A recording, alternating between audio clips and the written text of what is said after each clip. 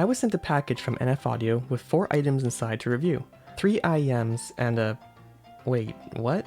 Welcome back to the channel. I'm your VTuber headphone reviewer, and today we're going to be looking at products from NF Audio. They did send these out for me to review, but I am free to say what I feel about these products. So the first thing that we have here is the NF Audio RG15 and Assassin's Creed IEMs. These seem to be a collaboration for the Assassin's Creed Mirage game, which came out last year, but I think there's also a mobile port that just released. I don't actually know. I haven't played any Assassin's Creed games since the first 2 games, but that's just what Wikipedia says. So anyway, here we have a single dynamic driver IEM with an all-metal shell, and it uses a cable that terminates in USB-C and makes use of DSP to help with its tuning. First of all, I am happy to say that the USB cable has no apparent noise artifacts, which is an issue that's seen a lot lately with some of these other releases coming out with DSP cables. This IEM does have a bit of that Harman in-ear upper mids, which you know how I feel about that.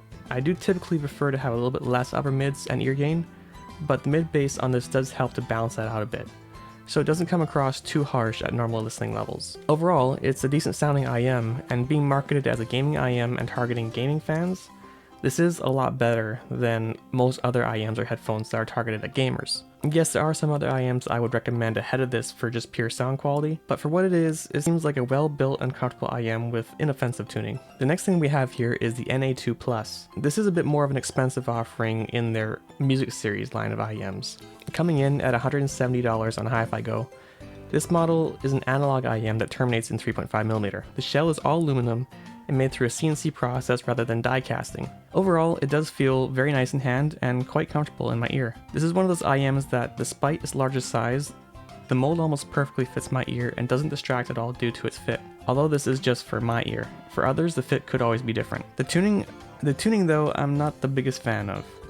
It seems like they were aiming for a relatively neutral response, with less bass emphasis than what is typical. And actually below 1 kHz, the low mids seem to follow the JM1 curve somewhat decently. But once again, the upper mids and ear gain region are quite boosted, making this IEM sound just too bright for me. I can tolerate it on lower levels, but turning it up louder is just too much for me and harms my enjoyment. This is again something that may vary by user, and some may prefer brighter signatures, but this one sadly just isn't really for me. Next we have the RA05, which is around $40. Very small IEMs that use a 6mm dynamic driver and a DSP cable to achieve a relatively decent response despite their small size. They are tuned a little bit more V-shaped, with a sub-bass emphasis, which does actually feel a little bit surprising on the first listen since they're so small when you put them in your ear. They do still come across a bit bright to me, and I probably would like a little bit more mid-bass to help balance out the upper mids and add a bit more warmth, but overall they aren't bad. The one thing that was a little bit annoying though is they do have driver flex when putting them in your ear, and it takes a little while for the pressure to equalize. There is at least a front vent which does allow it to equalize on its own,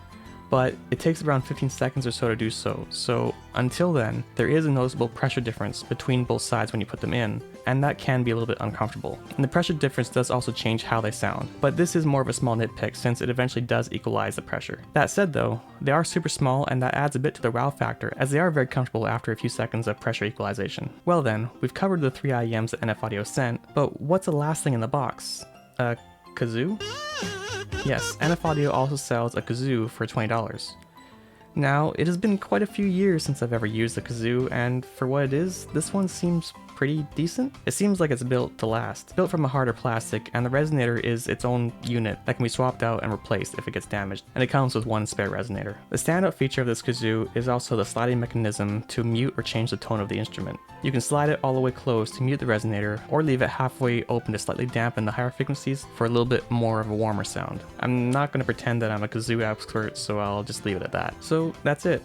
Thanks NF Audio for sending these products out, and I hope to see you again next time.